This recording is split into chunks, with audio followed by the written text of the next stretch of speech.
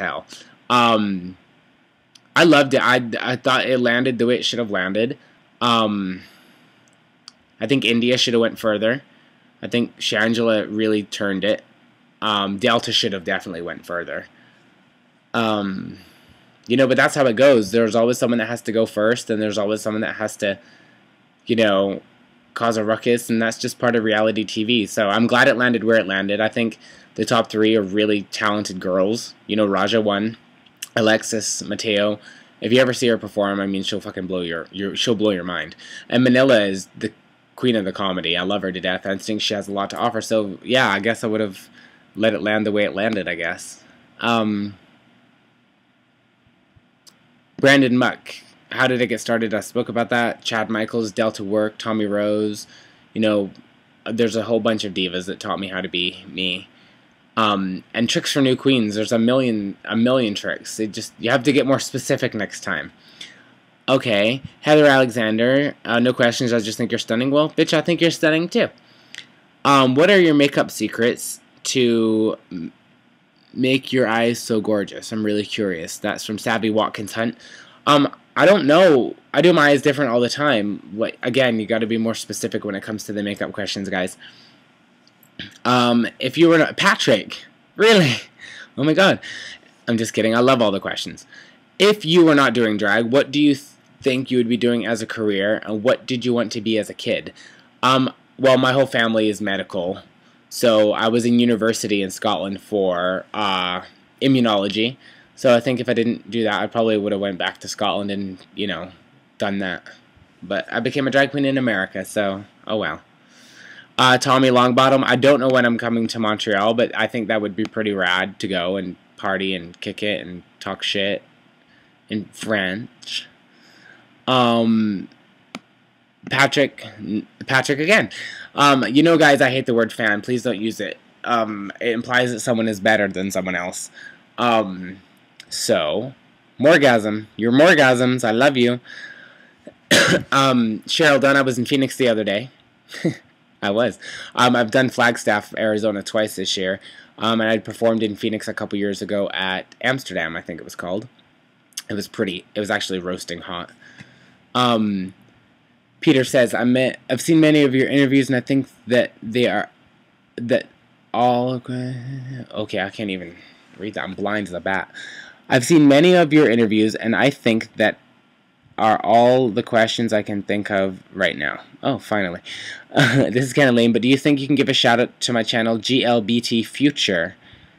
We need some advertisement. Okay, well, GLBT Future, check that shit out on YouTube. Thank you. I appreciate it, guys. And just send your love that way. Let's see. I answered Sergio Velasquez. I answered your question at the very beginning about Chad and the girls from season 4. Joshua Patrick Atkinson, where and when exactly do you practice all your dance moves? You seem to be able to spring into something pretty complex at will, so I assume they're practiced.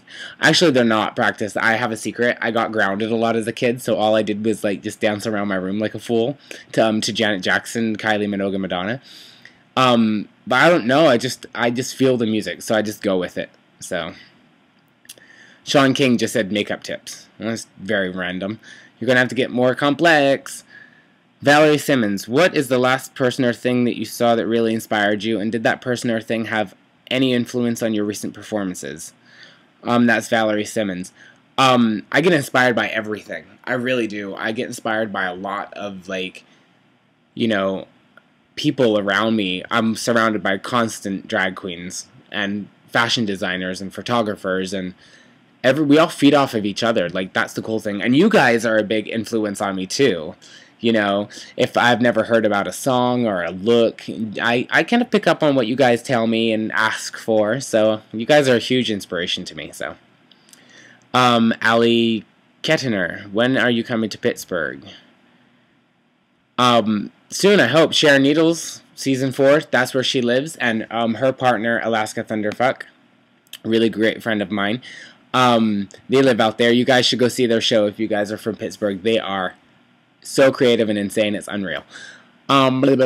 Maddie Paulson, what is your biggest goal? My biggest goal is to change the way people look at gay people. I want to change the law. I want to push so hard so we can get married and have the same civil rights as everybody else. So that's a huge thing for me. That's my goal.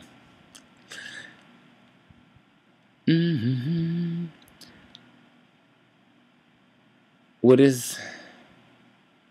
Oh, Barbara D. Brady. You're so sweet. She said, everyone's going so deep, so she wants a shallow question. What's your favorite color and why? I like black. It's slimming. I know it goes with everything. I'm so lazy. As a boy, I'm lazy. As a girl, I'll wear anything. But as a boy, I like black or white. It's really just, I like to be under the radar. Okay. Graham Stanley. I'm doing my senior project on gender identity and exploring how drag challenges society's conceptions, norms, and would love the opportunity to actually speak to you. What do you think drag challenges in the social norms regarding gender? Well, society wants men to be men and women to be women, and if you blur that line at any end of the spectrum, you're really going too far because it confuses people. I think people are so comfortable with what they're told. So if you're a boy that looks like a girl, or you're a girl that looks like a boy, or a boy that dresses like a girl and becomes a girl, like, there's so many facets to life. I think people don't want to know about anything they don't understand. If you teach them slowly, they'll get it. That's why we shouldn't be rushing into changing people's minds with a fever and a force. We have to do it slowly so they become more comfortable with it. Gender is a personal thing. It's not a public thing. And whatever you choose to be is what you choose to be. So if they don't like it, fuck them. Okay. And Mary Lou Glines, how the heck are you going to answer all these questions? With a fever. I have a cocktail to get to. I'm just kidding. Kathleen Balmore, my major question is, how did you realize your sexual orientation? She's 19 and she's struggling with her sexual orientation. She loves boys, and at the same time she likes girls. What should she do? Do whatever your heart tells you to do. You don't fall in love with the gender. You fall in love with the person, really. You don't fall in love with physical. You fall in love with internal, like, emotional things.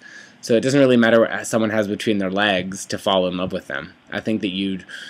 God, I don't know if you guys... I know it's a touchy subject with the God thing. But I believe in God, and I believe God makes His plan for you. We have free will, absolutely, but there's a soulmate out there for you, so don't worry if it's a boy or a girl. Do you. I realized I was gay from the jump off. I knew I was gay. I knew, yeah, I like boys the whole time. But just do you. Stop worrying about the little things, because you'll get old and wrinkly, and that's not cute.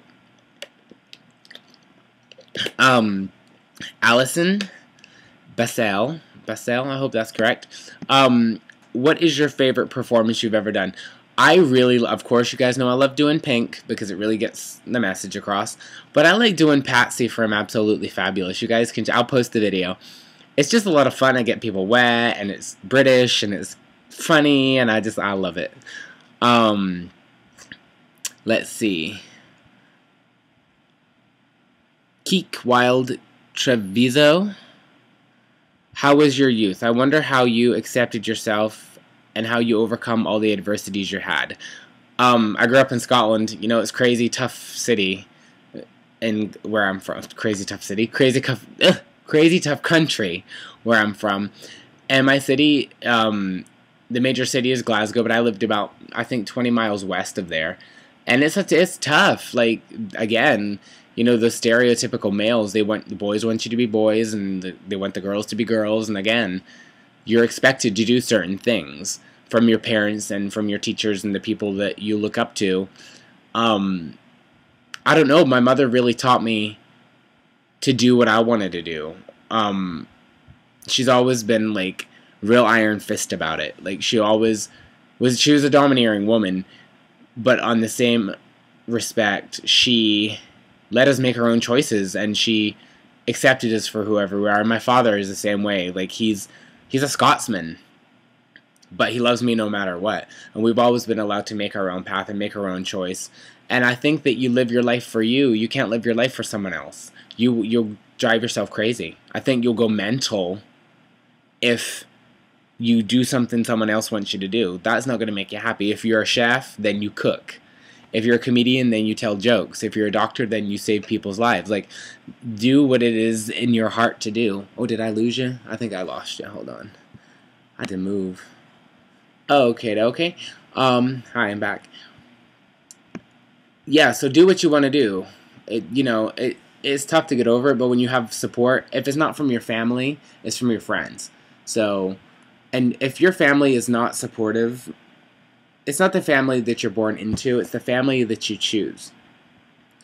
Your friends become your family if your family is not there. I cherish my friends to death. Even though my family is here and they support me 100%, my friends are still everything to me, and I would do anything for them, and I would do anything for you guys. Anything I could in my power to help you. I love you guys so much. And I think that is it. Oh my God, we're done with the questions. Hallelujah. Hallelujah. So I'm going to go. Thank you guys so much. This was a 34-minute video. Oh my God. I'm going to have to break it down or something. I love you. Bye.